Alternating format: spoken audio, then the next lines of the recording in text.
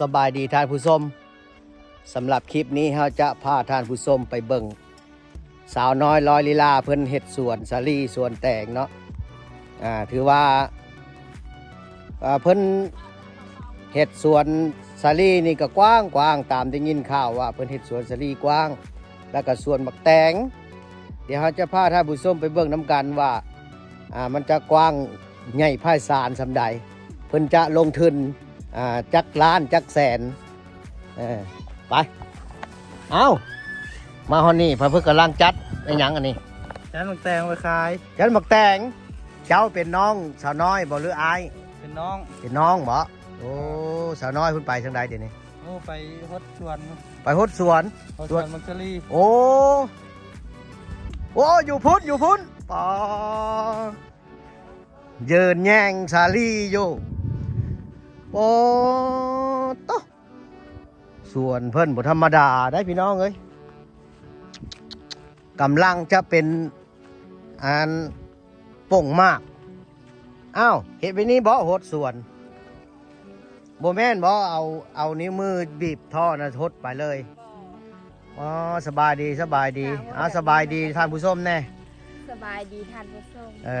ถือว่าอันนี้แม่นสาวน้อยร้อยลีลาพี่น้องถือว่า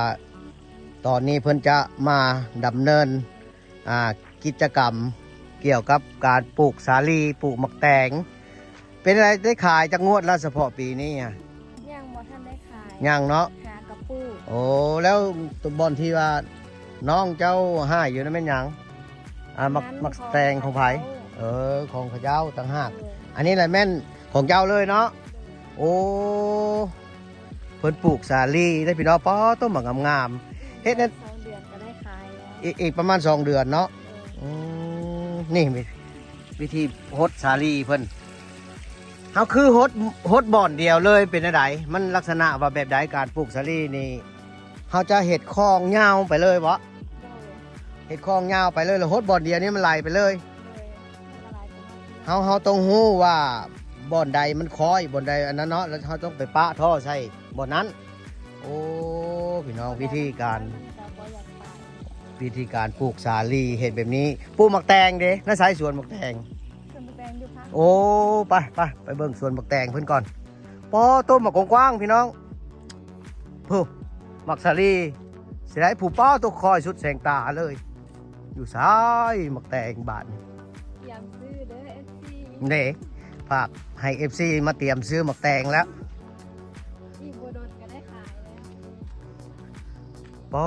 ผู้สุดแสงหูแสงตาถ้าพูนอีกหมักแตงก็มีหมักทั่วเดมีบะทั่วก็มีโอ้ขายจังงวดแล้วหมักทั่วขาย5-6 งวดแล้วใช้หมักแตงทางไหนโอ้หมักแตงกำลังเริ่มปลูกอันหมักทั่วนี่แหละปลูกได้จักเดือนแล้วจึงได้ขายเก็บขายนี่2 เดือนปลายเนาะ2 เดือนปลายได้ขายมักทั่วเฉพาะมักทั่วแล้วมักแตงมักแตงนี่เด้ฮดแบบเดียวกับมักสาลีนี่วะโดยเห็ดแบบว่าฮดข้างเดียวนี้มันไหลไปเลยเฮาต้องเห็ดตีคู่ลงไปทั้งคอยลงไปพุ่นเป็นบ่ค่อยลงไปพุ่นเลยบ่โดนก็ใส่ค้างโอ้ประมาณซำใดจึงใส่ค้างมันประมาณยาวขึ้นซำใดโอ้มันเริ่มเป็นเครือแล้วก็ใส่เลยบ่โอ้หูซึกว่าออกเครือเนี่ยเขาต้องเอาค้างมาเด้เอายังมาเฮ็ดเอาฮะอ้าวไปเบิ่งค้างหมักแตงเพิ่นพี่น้องค้างหมักแตงรุ่นใหม่ได้นี่ค้างแบบนี้เลยเอามองเอาตานางอันนี้มาเฮ็ดค้างหมักแตงซื้อมาใหม่อันนี้ไว้บนเก่าอันนี้เราไว้ปลูกบัดเทื่อหน้าไรสิฮื้อคืนนี้ไปไว้เลยเอาขึ้นไปใส่อันเห็ดค้างมันต่อเลยเท่าไรค้างอันนี้เขาซื้อก็เท่าไร400,000พูดนะก็1หันเนาะแสดงว่าปีนึงนี่กุ้มบ่กุ้มเนาะปีนึงเนาะโอ้น้อยนี่ก็ตอบกุ้มบ่ซันโอ้โธ่อันนี้ก็แม่นบ่สาวสวนนี่ โอ้ แม่นว่าเนาะ ความดื้อกับโมเมนต์แบบนั้น แสดงว่าอันมักแตงนี่เขาปลูกสำนี้แล้วบัดท่าเฮาว่าได้ขายแล้วนี่เขาจะปลูกซ่อนอีกบ่หรือว่าเฮ็ดแนวใด บ่ เขาจริงได้ขายอยู่เลย เมิดยามมันแล้วกับไถใหม่แล้วก็ปลูกใหม่ อืม แต่มันก็บ่โดนอันนี้ประมาณเดือนปลาย เดือนปลายได้ขาย โดย มักแตงละเดือนปลายได้ขายมักสลีเด้ ซาลี่ละ2 หา 3 เดือน 2-5-3 เดือนมากทั่วคือกัน โดย มักทั่วก็2-5-3 เดือนคือกัน โอ้มันมักสลีกับมากทั่วนี่มันจะใช้เวลายาวเท่อกัน แต่มักแตงนี่ใช้เวลาสั้นๆ ได้ขายมักแตงนี่เป็นพันธุ์แนวใด พันธุ์ขาว มักแตงขาวเนาะ โดย โอ้มักแตงขาว เพราะว่าหลายคนมักซื้อหมักแตงขาว โอ้กิโลละเท่าไหร่ขาย กิโลละ10,000 กิโลหนึ่ง10,000 กีบป้ามักแตงแซ่บเลยพี่น้องเอ้ยมักแตงขาวบ้านนาทานมาวันเวอร์นาทานนี่มักแตงแซ่บคือว่าบ่คือมักแตงเขียวๆนะเนาะมักแตงเขียวนะมันจะบ่หวานบ่หรือใดๆคือว่า มันเป็นได้ไง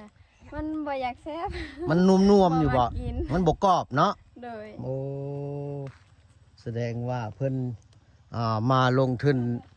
เห็ดหมักสวนแตงสวนสาลีได้อพี่น้องเอ้ยผู้ระดับเฮกตาร์ผู้ใดทางกว้างกับปู้หมักทั่วแน่ถือว่าคายส่งแน่คายย่อยแน่แม่นบ่ แม่น คายย่อยนี่แม่นเฮาเอาไปเลาะขาย โดย กิโลละ 10,000 ส่วนลายก็ขายย่อย ส่วนหลายคายย่อยเนาะถ้ามีเขาเจ้ามาสั่งว่าเอาเป็นหมื่นเป็นเปานี่10,000เท่าไหร่ 18,000-90,000 11,890,000 แต่เก้าหมื่นละแสน โอ้ ตอนนี้มันก็มีหลายแน่ก็เลยขาย18,000 โอ้โอ้ตัวผู้แสดงว่าอันนี้นี่แสดงว่าอันนี้นี่เฮาปลูกน้ำหลังตัวนั้นถ้าว่าได้ขายตัวนั้นแล้วเฮาจะเอาตัวนี้ซ่อนขึ้นเนาะ อย่าดื้ออย่าดื้อ เอ้าจะได้เหยียบหมักแตงนะฮะเบี้ยหมักแตงนะฮะ โนออกมา เหยียบเบี้ยหมักแตงเพิ่นเบี้ยหนึงเพิ่นไล่เท่าไหร่นี่ เบี้ยหนึงนี่เพิ่นไล่เป็นตกใส่เป็นหมื่นหมักแตงเลยได้พี่น้องเอ้ย ส่วน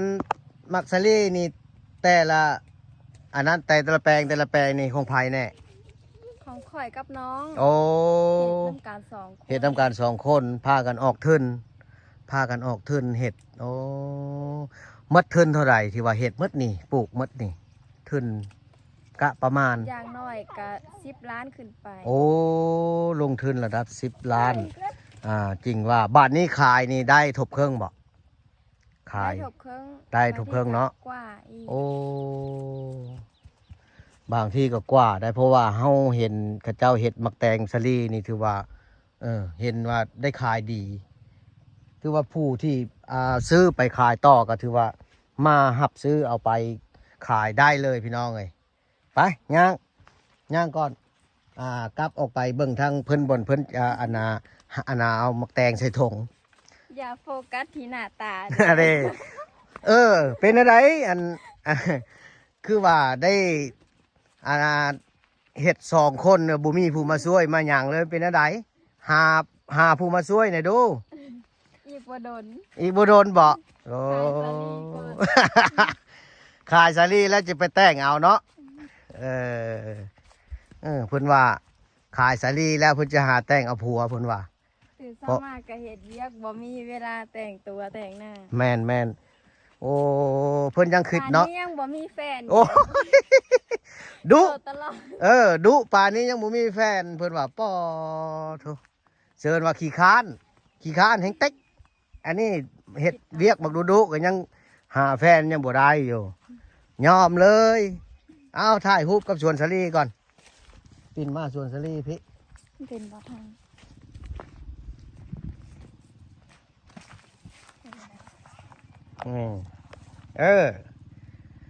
อ้าว1 2 3โอ้ไปถือว่าสำหรับคลิปนี้ก็ถือว่า มาเยี่ยมยามเบิ่งสาวน้อยลอยลีลาเนาะมาเบิ่งสวนสลีสวนแตงเพิ่นถือว่าให้ท่านผู้ชมได้เบิ่งว่าสาวน้อยลอยลีลานี่เพิ่นดุสำใดเพิ่นลงทุนเฮ็ดสวนสลีกับน้องชายเพิ่นโอ้มากว้างๆพี่น้องเอาฝากในใดแน่ฝาก FC ให้เพิ่นฝาก FC ติดตามต่อไปเนาะติดตามตอนต่อไปเป็นกะมาซื้อสวยก็ได้ถือว่ายังสิมีอีกคลิปใหม่อีกเนาะเพื่อว่าหมักแตงหมักสลีเป็นหมักเราจะมาถ่ายคลิปให้พี่น้องเบิ่งอีกว่า